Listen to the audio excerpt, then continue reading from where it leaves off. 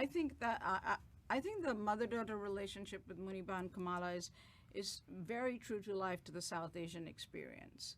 That is how it is. The push, the pull, the not able, especially the immigrant South Asian experience, and not able to let go of the kids as easily as the broader American culture, because they've come to make the life for the children, so they can't understand why you want to leave. And so that's very believable. The deep love, the protection, and then of course, that's universal is the teenage rebellion. I think it's all mothers will get that.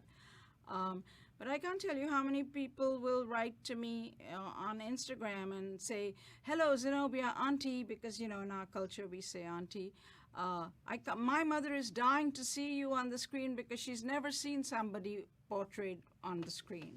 So I think that's some. I know that's not your question, but I just want to throw that in. But it's really important that this is happening and that we're showing this dynamic between the South Asian mothers and daughters. It's very true to life, I think. Yeah.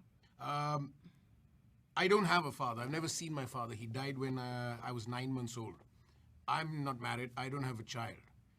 But I've always wanted one. And given this opportunity with this wonderful script, a wonderful supporting cast, and Iman playing my daughter, I think I got to live vicariously through Yusuf Khan. And it was precious because I guess how did I work on my character? I didn't. Yusuf Khan is a man from the heart, and I just played it from the heart. And I think the moments that I got with Iman to play the father, to connect with her, I think we hit those notes. So I'm very blessed on that front. But you're also you're a warm, kind, loving guy. So I think that came naturally. And I think that Iman is very good at turning up that vulnerability when the camera is on her as well. So I think that there were some beautiful moments y'all got. Yeah, so Kamala and Aamir have a solid, much older brother, much younger sister relationship. He's kind of like a third parent who she doesn't listen to because nobody listens to the third parent. I didn't listen to my older brother. I'm like the goody kind of the two, and she's the more rebellious one. They have a lot of respect for each other while also getting on each other's nerves. Just like a sibling dynamic. He really wants to look out for her and protect her. And she doesn't need it, Yeah, she doesn't. She doesn't need it. She's stronger than him.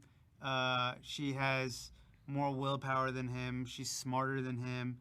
And she's just got a lot more going for herself than he does.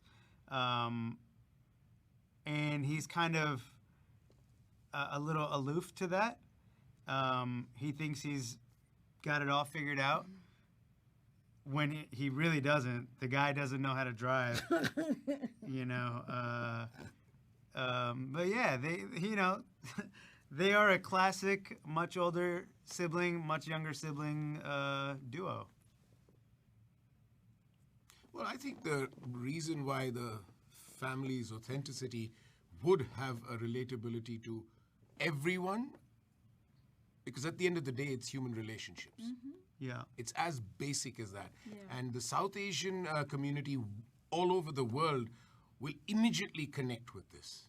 I mean, don't look for, earth-shattering exposés and about, what a family is. It's a loving Pakistani immigrant family. Everybody will relate to the human dynamics and the love that they have for each other. Every family has a strife. Every older, younger sibling has that. Every, wife and husband have this, unstated competition with the children that, somebody plays bad cop, somebody plays good cop, and, and somewhere along the way, they both also kind of come together to say, no, okay, listen, I agree with your mother that, this is not, it's just the way they come across. So everybody relate to it. It's human. It's family emotions. I think everybody will relate to it regardless of race or religion because the family elements that are there are just the same in all families. Love, conflict, sometimes that love hate push pull between parents and children, caring. These are not things that are exclusive to any community. These are universal things. And we happen to be Muslim, and that's the point. We are a normal family who happen to be Muslim. We don't want to come in guns blazing saying, hey, look at us, we're this Muslim family. So everybody watching it with an open heart and an open mind is going to relate to it. And God forbid if somebody doesn't relate to it, here's your chance to start understanding what a sweet, happy family can be. Yeah, and I think people will find the relatability in this family because we're all pretty funny, and everybody is naturally their most selves in front of their family, and I think more so than not, people are funny when they're with their family. They love joking with each other. They love annoying each other, and The guards are down. yeah. Their guards are down. They have no walls. And I think people are really going to love that aspect of this family. Why not? Why is it not? In 2022, it's really important to show female leadership, to show Muslim leadership, to show minority leadership, and she embodies all of that. And there's a lot of girls out there who are going to look at her and go, yeah, maybe I can dream my dream too.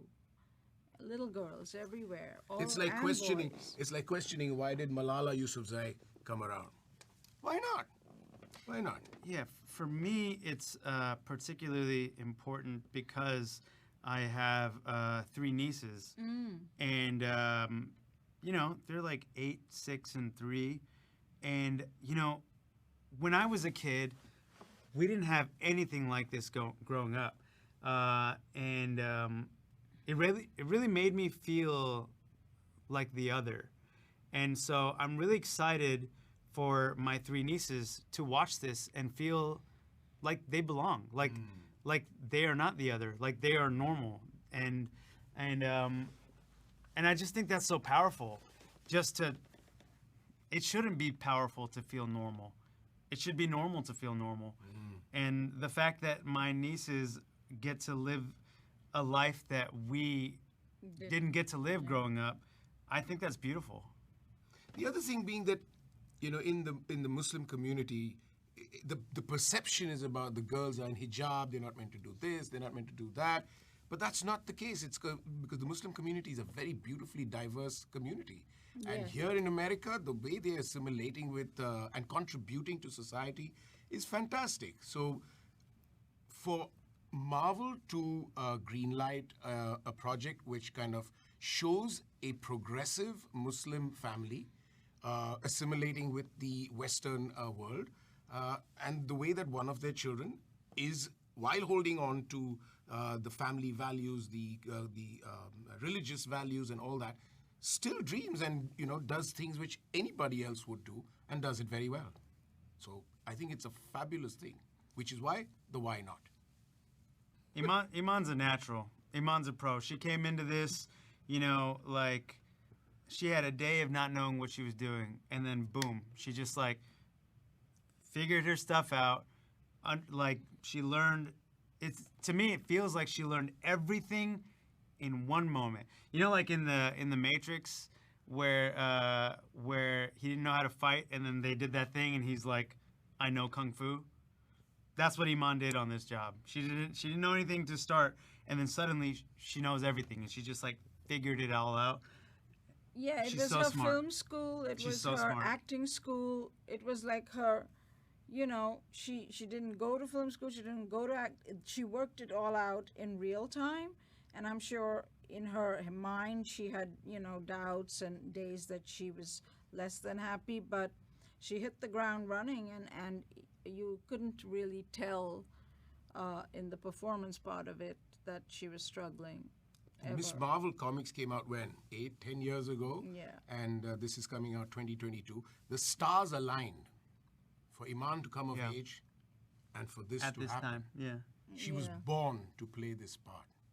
You know, the universe conspired, and it's going to She be knows the amazing. Marvel universe so well too. It's just ridiculous. She was born to be Miss Marvel, Kamala Khan. Yeah.